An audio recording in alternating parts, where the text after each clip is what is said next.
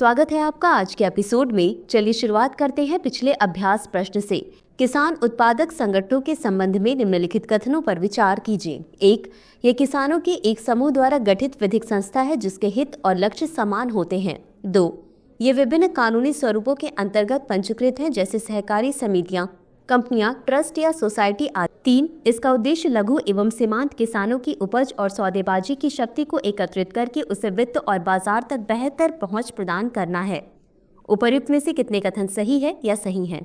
ए केवल 1, बी केवल 2, सी सभी 3, डी कोई भी नहीं।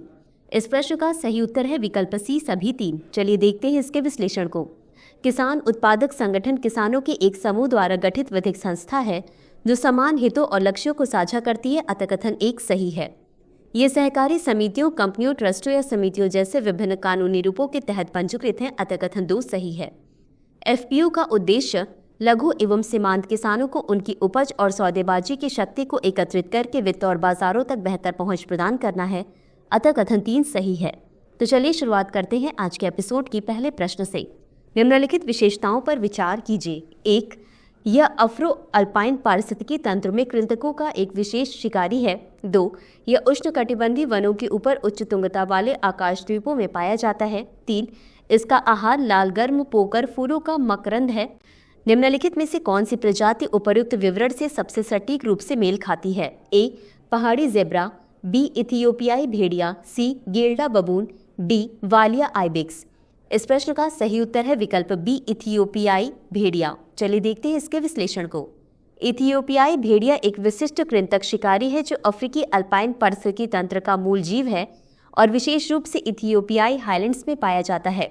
ये उच्च तुंगता वाले क्षेत्र, जिन्हें प्रायः आकाशद्वीप कहा जाता है, उष्णकटिबंधीय वनों के ऊपर विस्तृत पर्वतीय क्षेत्र है जो लगभग 3200 मीटर की ऊंचाई पर एक अद्वितीय एवं कठोर वातावरण प्रदान करते हैं। इथियोपियाई भेड़िया विभिन्न प्रकार के छोटे कृंतकों का भक्षण करता है, लेकिन यह परागण में भी एक अहम भूमिका निभाता है।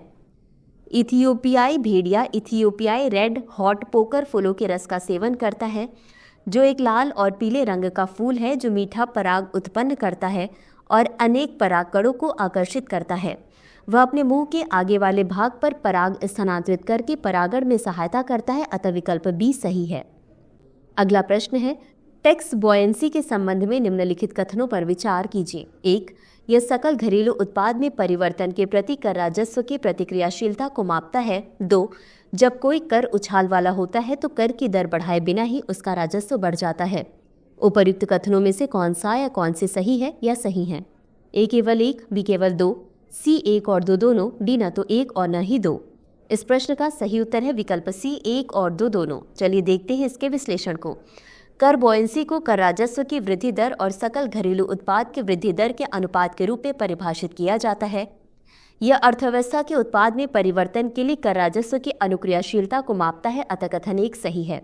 जब कोई कर बॉयंट होता है तो आर्थिक विकास, बेहतर अनुपालन और कर आधार की लोच के कारण कर की दर बढ़ाए बिना ही उसका राजस्व बढ़ जाता है। जैसे जैसे जीडीपी बढ़ती है, उच्च आय, उपभोग में वृद्धि और अर्थव्यवस्था का अधिक औपचारिकीकरण कर संग्रह में स्वाभाविक वृद्धि की ओर ले जाता है, अतः कथन 2 सही है। अगला प्रश्न है, निम्नलिखित विशेषताओं पर विचार कीजिए। 1. उन्होंने कृषि उपज विपणन विधेयक 1938 प्रस्तावित किया। 2. उनके सम्मान में 23 दिसंबर को किसान दिवस के रूप में मनाया जाता है। 3. वह जमींदारी उन्मूलन और कोऑपरेटिव फार्मिंग एक्ट के लेखक हैं। उपर्युक्त पहले निम्नलिखित में से किस व्यक्तित्व का सही वर्णन करती हैं? ए. चौधरी चरण सिंह, बी. वीवी गिरी, सी. सुब्रमण्यम, डी. राजेंद्र प्रसाद। इस प्रश्न का सही उत्तर है विकल्प ए. चौधरी चरण सिंह। चलिए देखते हैं इसके विश्लेषण को। चौधरी चरण सिंह एक प्रमुख भारतीय राजनीतिज्ञ और किसान नेता थे जिनका जन्म वर्ष 1902 में उत्तर प्रदेश में हुआ था। उन्होंने वर्ष 1979 से 80 में भारत के 5वें प्रधानमंत्री के रूप में कार्य किया और 2 बार उत्तर प्रदेश के मुख्यमंत्री भी रहे। कृषि सुधारों के समर्थक, उन्होंने किसानों के लिए न्यूनतम समर्थन मूल्य की वकालत की और कृषि बाजारों को मजबूत करने के लिए कृषि उपज विपणन विधेयक सहित कई विधायी उपाय पेश किए। ग्रामीण विकास में उनके योगदान में नाबार्ड की स्थापना और ग्रामीण विकास को एक पूर्ण मंत्रालय का दर्जा देना शामिल है।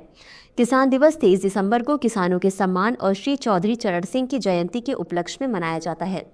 उन्होंने जमींदारी उन्मूलन, cooperative farming act, India poverty and it's solution किसान स्वामित्व या श्रमिकों के लिए भूमि और prevention of division of holding below a certain minimum जैसे प्रभावशाली पुस्तकें लिखी, अतः विकल्प ए सही है।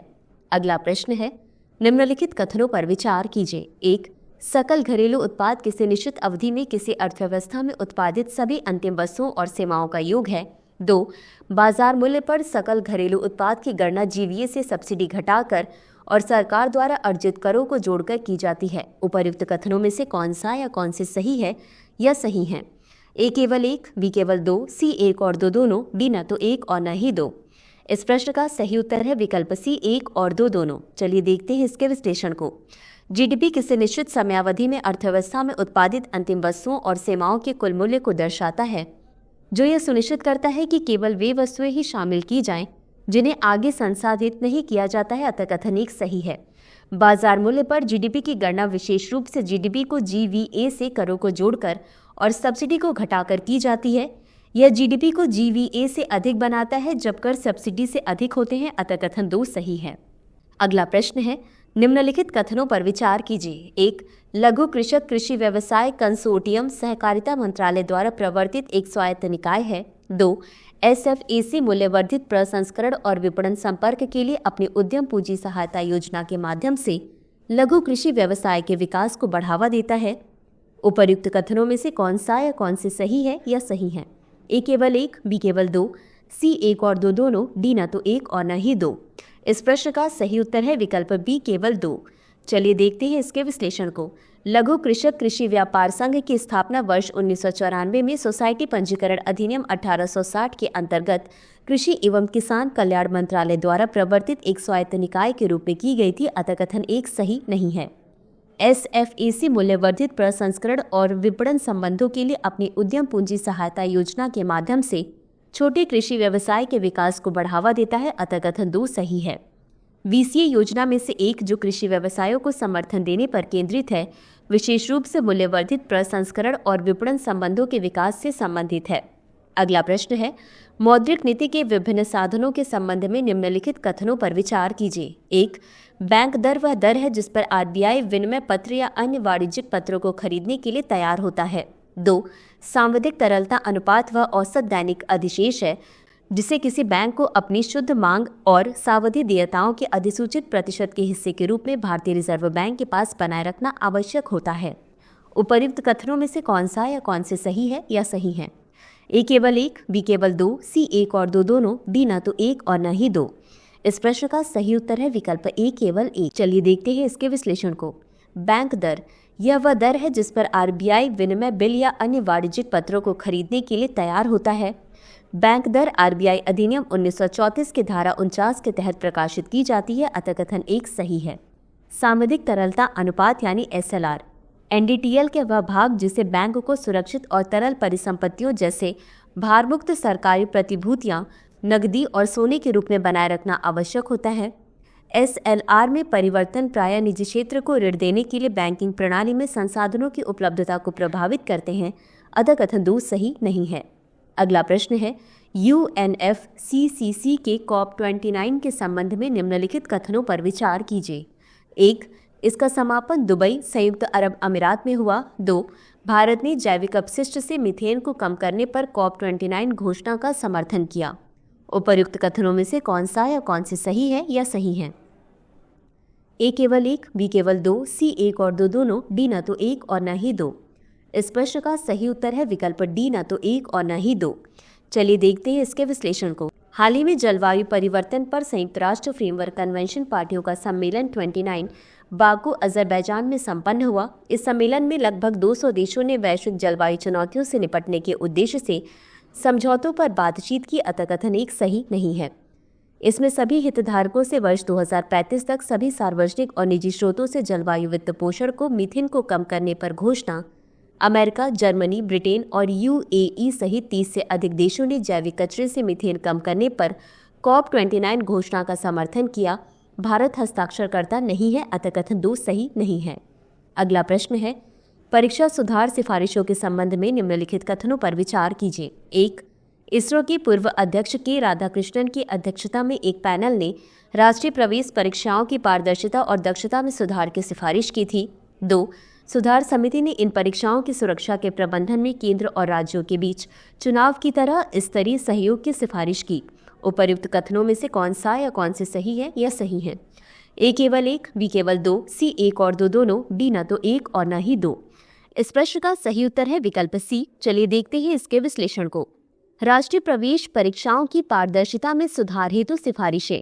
राष्ट्रीय प्रवेश परीक्षाओं की पारदर्शिता और दक्षता में सुधार के लिए इसरो के पूर्व अध्यक्ष के राधाकृष्णन की अध्यक्षता में 7 सदस्यीय पैनल की सिफारिशें देश की उच्च शिक्षा प्रणाली को प्रभावित करने वाली समस्याओं की एक अत्यंत आवश्यक स्वीकृति के रूप में सामने आई हैं। अतः कथन 1 सही है। इस दृष्टि से पैनल की सिफारिशें एक स्वागत योग्य कदम है, जिसमें बेहतर बुनियादी ढांचे, बेहतर परीक्षा सुरक्षा, राष्ट्रीय परीक्षण एजेंसी की भूमिका का हस्तांतरण और अधिक सख्त प्रोटोकॉल शामिल हैं। समिति ने सुझाव दिए कि एनटीए पर अत्यधिक निर्भरता को कम किया जाना चाहिए, ताकि वह केवल प्रवेश परीक्षाएं आयोजित करे, भर्ती परीक्षाएं नहीं।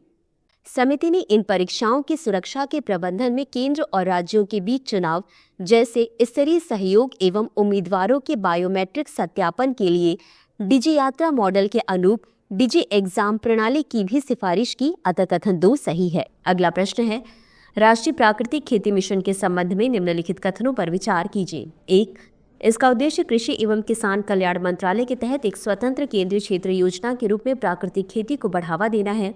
2, इस मिशन का उद्देश्य किसानों को खेती की इनपुट लागत और बाहर से खरीदे जाने वाले इनपुट पर निर्भरता कम करने में सहायता करना है। उपर्युक्त कथनों में से कौन सा या कौन से सही है या सही है? ए केवल 1, बी केवल 2, सी 1 और 2 दोनों, डी न तो 1 और न ही 2। इस प्रश्न का सही उत्तर है विकल्प बी केवल 2। चलिए देखते हैं इसके विश्लेषण को। भारत सरकार ने कृषि एवं किसान कल्याण मंत्रालय के तहत एक स्वतंत्र केंद्र प्रायोजित योजना के रूप में संपूर्ण देश में मिशन मोड में प्राकृतिक खेती को बढ़ावा देने के लिए राष्ट्रीय प्राकृतिक खेती मिशन शुरू किया है। अतः कथन 1 सही नहीं है। NMNF का उद्देश्य सभी के लिए सुरक्षित और पौष्टिक भोजन उपलब्ध कराने के लिए प्राकृतिक खेती की प्रथाओं को बढ़ावा देना है। इस मिशन का उद्देश्य किसानों को खेती की इनपुट लागत और बाहरी रूप से खरीदे गए इनपुट पर निर्भरता को कम करने में सहायता करना है। अतः कथन 2 सही है। अगला प्रश्न है, निम्नलिखित कथनों पर विचार कीजिए। 1, वैश्विक अर्थव्यवस्था में भारत की हिस्सेदारी लगभग 4% है। 2, वैश्विक वस्तु निर्यात में भारत की हिस्सेदारी 10% से अधिक है। उपर्युक्त कथनों में से कौन सा या कौन से सही है या सही है? ए केवल 1, बी केवल 2, सी 1 और 2 दोनों, डी न तो 1 और न ही 2। इस प्रश्न का सही उत्तर है विकल्प ए केवल 1। चलिए देखते हैं इसके विश्लेषण को। भारत का सकल घरेलू उत्पाद लगभग $4 ट्रिलियन है, जबकि वैश्विक सकल घरेलू उत्पाद $100 ट्रिलियन से थोड़ा अधिक है। इसका अर्थ यह है कि वैश्विक अर्थव्यवस्था में भारत की हिस्सेदारी लगभग 4% है। अतः कथन 1 सही है। लेकिन वैश्विक वस्तुओं के निर्यात में इसकी हिस्सेदारी बहुत कम है, लगभग 2% से भी कम। अतः कथन 2 सही नहीं है। अंत में देखते हैं आज के अभ्यास प्रश्न को। भारत वन स्थिति रिपोर्ट 2023 के संबंध में निम्नलिखित कथनों पर विचार कीजिए। 1, SFR को भारतीय वन सर्वेक्षण द्वारा वर्ष 1987 से द्विवार्षिक आधार पर प्रकाशित किया जाता है। 2, देश का वन एवं वृक्ष आवरण देश के भौगोलिक क्षेत्र का 21.76% है। 3, कुल भौगोलिक क्षेत्र के संदर्भ में लक्षद्वीप में वन आवरण का प्रतिशत सबसे अधिक है। उपर्युक्त कथनों में से कितने सही है या सही हैं? ए केवल 1, बी केवल 2, सी सभी 3, डी कोई भी नहीं। इस प्रश्न का उत्तर कमेंट बॉक्स में जरूर दें। आज के लिए बस इतना ही। धन्यवाद। डियर व्यूअर्स, अपने एग्जाम की तैयारी को और बेहतर करने के लिए हमारे चैनल को लाइक, शेयर और सब्सक्राइब करना न भूलें।